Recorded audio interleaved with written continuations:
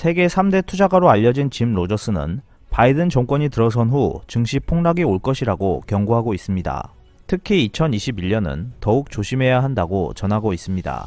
피커TV에서 자세한 내용 전해드리겠습니다. 현재 한국을 비롯한 세계 증시는 백신에 대한 기대감으로 하루하루 최고점을 경신하고 있습니다. 코스피가 사상 처음으로 3,000포인트를 돌파하면서 과열 우려가 제기되고 있지만 지난해 개인 투자자들은 주식시장의 대형주들을 집중적으로 사들였습니다. 업종 내 우량주로 여겨지는 이들 대형주의 주가 움직임은 기업 실적 향방에 크게 영향을 받습니다. 지난해 개인들이 주로 사들인 종목들이 장기 투자 중심인 기관 투자자나 외국인들의 선호 종목과 다르지 않았던 셈입니다. 1월 7일 금융투자업계에 따르면 지난해 개인들은 유가증권 시장에서 47조 4천억 원, 코스닥 시장에서 16조 3천억 원 등 총 63조 7천억 원어치를 순매수했습니다. 이는 역대 최대였던 2018년에 10조 8천억 원을 50조 이상 뛰어넘는 수준입니다. 2019년과 비교하면 약 70조 원이 더 늘어났습니다. 과열 우려가 나오는 이유이기도 합니다. 이러한 상황에서 아직도 상승세를 탈 수 있을지, 더 이상 주식 매입을 하지 말아야 하는지 고민하고 있는 투자자분들도 많을 것입니다. 세계적인 투자가 짐 로저스는 미국 대통령 선거 다음해, 즉 2021년은 조심해야 한다고 조언하고 있습니다. 증시 버블은 붕괴되고 나서야 비로소 버블이라는 걸 알 수 있습니다. 이는 앨런 그랜스펀 전 미국 연방준비제도 이사회 의장이 한 말입니다. 로저스도 주식시장이 오랫동안 상승하고 자금이 많이 들어오면 주가가 급등해 시세가 과열되는 경우가 많다고 말합니다. 예를 들면 1989년에서 1990년의 일본 증시나 1999년의 미국 증시가 그랬습니다. 나스닥은 1999년에 이미 수년간 상승했음에도 불구하고 마지막 6개월 만에 거의 2배 가까이 상승했습니다. 과열 장세였던 것입니다.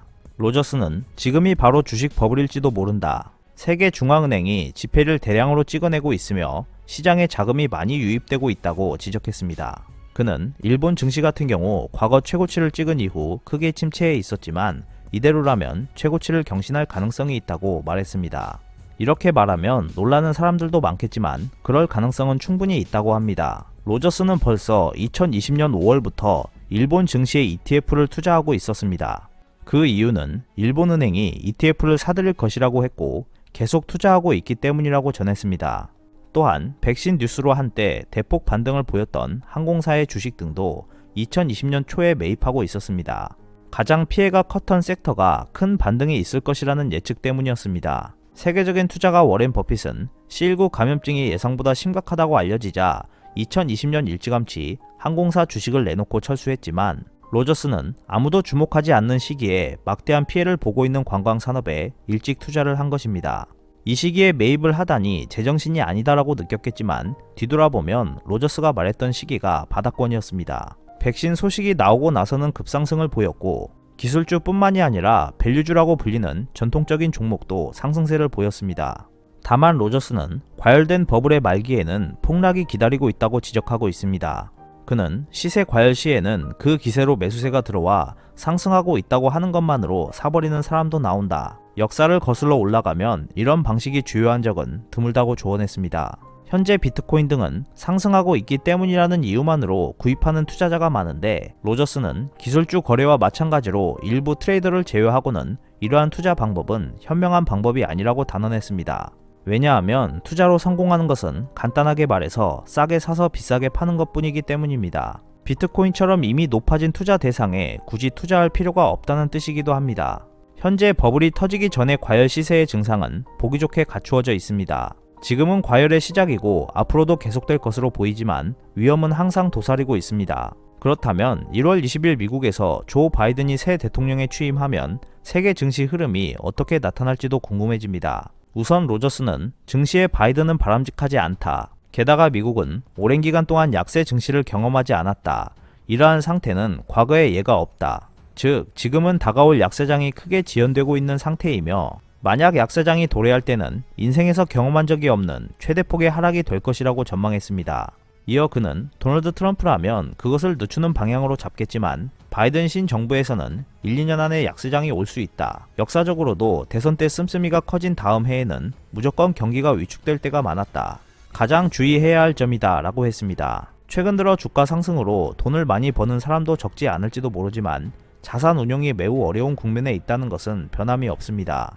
이러한 와중에 로저스는 지금 트렌드에서 가장 저렴한 금융 상품은 무엇인가라고 물으면 2021년 이후에 무엇인가를 산다면 단연 상품 쪽을 사고 싶다고 말했습니다. 로저스는 오래전부터 거듭 금과 은, 주식 시세가 대붕괴할 때 보험으로서 포트폴리오를 지켜주기 때문에 누구나 가져야 한다고 지적했지만 앞으로는 농업과 에너지 등과 관련된 상품에 주목해야 한다고 말하고 있습니다.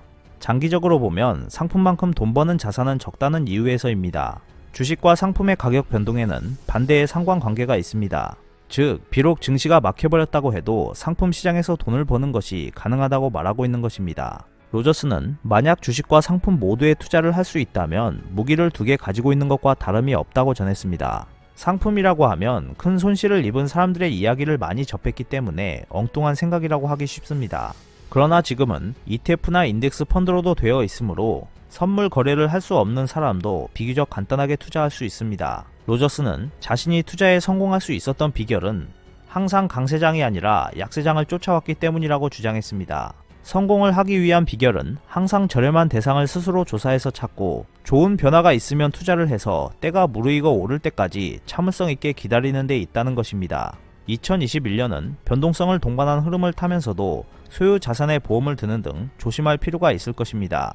예를 들어 하락시 이득을 얻을 수 있는 풋옵션을 이용한다거나 많이 상승한 자산을 분할 매각하여 저렴한 자산이 된 상품을 추가해 분산 투자를 하는 등의 방법을 생각할 수 있습니다. 국내 증시의 3000시대 개막은 외국인도 기관도 아닌 개인 투자자가 주도했습니다. 2007년 7월 첫 2000포인트 돌파가 외국인과 기관의 몫이었다면 3000포인트 돌파의 주체는 다른 셈입니다. 외국인과 기관이 사실상 양분해온 국내 주식시장에서 지수는 그동안 이들의 수급에 따라 움직여왔고 개인은 그 틈에서 말 그대로 흩어진 개미였습니다. 적어도 2019년까지는 그랬습니다. 그러나 C19 감염증 사태는 개인들에게 기회가 됐고 마침내 국내 증시의 한 축으로 자리 잡았습니다. 코스피가 지난해 3월 패닉으로 1500선 아래까지 밀렸던 상황에서 개인들은 동학개미가 되어 지수를 끌어올렸습니다. 하지만 개인들의 빚을 내 주식을 사는 이른바 비투는 우려스러운 부분입니다. 지난 1월 5일 기준 개인 투자자들이 주식 투자를 위해 증권사에서 빌린 돈은 19조 6241억 원으로 역대 최고치를 기록했습니다. 1년 전 9조 원대의 2배가 넘는 수준으로 계속해서 늘어나며 20조 원 돌파를 앞두고 있습니다. 또한 국내 5대 시중은행의 지난해 12월 말 기준 전체 가계대출 잔액은 1년 전보다 약 59조 원 늘었습니다. 가계대출 중 신용대출은 21.6%, 약 24조 원 증가하며 사상 최대폭으로 뛰었습니다.